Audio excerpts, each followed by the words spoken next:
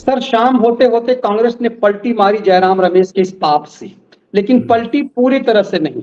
ये जो उसकी बरबोली प्रवक्ता करे कि अब सिंगोर की चर्चा क्या करना, ध्यान भटकाना है, यदि ऐसा था भी तो वो अजायब घर में रखने वाली चीज है।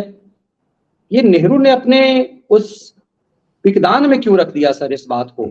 और अब जब ये भारत के लोकसभा अध्यक्ष के पीठ के पास होगा, फिर कांग्रेस और नेहरू का पाप देश के सामने कैसे उजागर होगा, इसे भावी पीढ़ी कैसे समझेगी। जैसे हम और आप, मतलब बचपन में हमें किताबों में सावरकर को पढ़ाया ही नहीं गया कि वीर सावरकर क्या थे, उनका उनका योगदान क्या है। आज के बच्चे ये जान रहे हैं कि सावरकर एक खलनायक था, जो झूठा था, जो झूठ बोलता था, जिसने जिसने अंग्रेजों के साथ सेटिंग कर ली थी। कमाल की बात यह है, जो आगा खान पैलेस में गांधी रहता था उसने कोई सेटिंग नहीं की। जिस नेहरू के लिए आपने, मुझे याद है कि हम लोगों ने इस पर विश्लेषण किया, डिस्कवरी ऑफ इंडिया लिखने के लिए या फिर सुविधाओं के लिए शानदार पलंग, टेबल, कुर्सी, लाइब्रेरी जेल में उपलब्ध कराई जाती थी, वो सच्चा राष्ट्रभक्त था। और जो बेचारा 50 साल तक डबल उम्र कैद झेला, उस 10 साल तो काला पानी में रहा, वो वीर सावरकर खलनायक हो गया। मतलब जिसने देश के लिए अपना सर्वस्व निछावर कर दिया, उसके साथ अंग्रेजों ने भी अत्याचार किया और आजाद भारत ने। मुझे लगता है व्यूअर्स देखेंगे, वो उसमें हम प्लेलिस्ट में ये डाला हुआ है, ये वीडियो शानदार वीडियो है जो सतीश जी ने उसकी शानदार व्याख्या की है तो सावरकर पर नेहरू के पाप की, वो जरूर देखना चाहिए। लेकिन सर इस विश्लेषण ये एंगल, इस सिंगोल और इस सावरकर के जन्मदिन पर संसद का उद्घाटन, ये कांग्रेस के गाल पर, नेहरू के पाप पर, भविष्य में इन फ्यूचर ये कैसा तमाचा होगा सर। भारत की भावी पीढ़ी इसे कैसे देखेगी सर। नहीं मनीष जी, मैं कांग्रेस के गाल पर या कांग्रेसी कुकर्म के गाल पर तमाचे के रूप में मैं इसको छोटा करके देखता हूँ।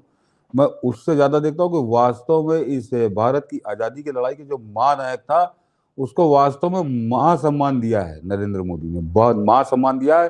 देखिए, एक टीस थी, एक पीड़ा थी लोगों को, कोई कह रहा था भारत रत्न दे देना चाहिए, ये था कि सावरकर को वो सम्मान नहीं मिल रहा जिसके वो अधिकारी थे, जिसके वो अधिकार थे, और वो उसको लेके वही हो रहा था कि भारत रत्न से बहुत बड़ी चीज नरेंद्र मोदी ने दे दी सावरकर जी को, जरा समझे लोग। तो बिल्कुल, और हमने पिछले दिन इसका विश्लेषण किया था कि गांधी को भारत रत्न नहीं मिल सकता है तो सावरकर को क्यों मिलना चाहिए। हाँ, सावरकर की तुलना सिर्फ गांधी से हो सकती है।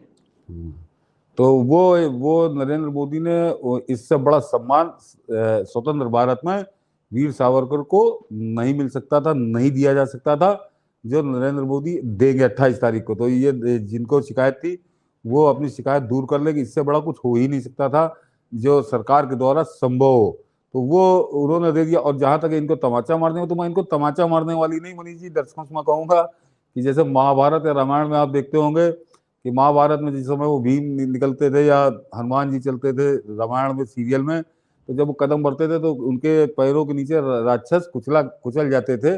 वो तो वैसे ही ये इतना बड़ा कदम है कि इसमें जैसे वो हनुमान जी या भीम के पैरों के नीचे राक्षस कुचलते थे, वैसे इसमें कांग्रेस कुचली हुई नजर आएगी, बस तमाचा नहीं। ये उसी तरह से है, ये बहुत बड़ा काम हो गया है जिससे ये सदियों तक ये उबर नहीं पाएंगे। जब तक ये संसद रहेगी, सावरकर जिंदा रहेंगे, सावरकर का नाम जिंदा रहेगा, सावरकर का सम्मान जिंदा रहेगा। और वो इसके अधिकारी है मनीष जी, वो इसके अधिकारी है। ये कांग्रेसी कह देने से थोड़ी कुछ होता है, ये कभी जिक्र नहीं करते, क्योंकि खासकर वो जो वामपंथी पले हुए इनके पट्टा बांधे थे, वो कि भगत सिंह ने अपने जीवन में केवल एक ही किताब छपवाई थी मनीष जी। समझिए, वो लोग खुद अपने लिए आर्थिक तंगी के दौर में रहते थे, लेकिन सावरकर का जो है भारत का प्रथम स्वतंत्रता संग्राम, वो जो लिखा था तो उसको भगत सिंह ने अपने पैसे से विदेश बेच कर छपवाया था। पहला संस्करण समझिए, पहला था, दूसरा संस्करण वो भगत सिंह ने छपवाया था।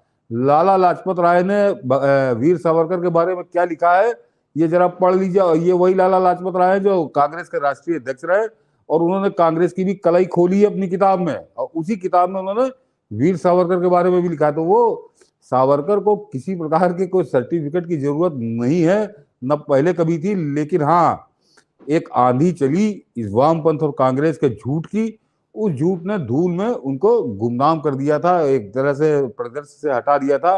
लेकिन नरेंद्र मोदी ने उनको सूर्य की तरह स्थापित कर दिया है। सूर की तरह स्थापित कर दिया। वो ये तिलमिलाए बिलबिलाए कुछ भी, और इसीलिए शायद इनकी तिलमिलाहट इसीलिए ज्यादा, और सबसे ज्यादा वो वामपंथी कौए वो ना काँव काँव कर पा रहे हैं, लेकिन मनी मन वो जले जा रहे हैं। पता नहीं 28 तक उनकी क्या स्थिति होगी, भगवान ही जानता है।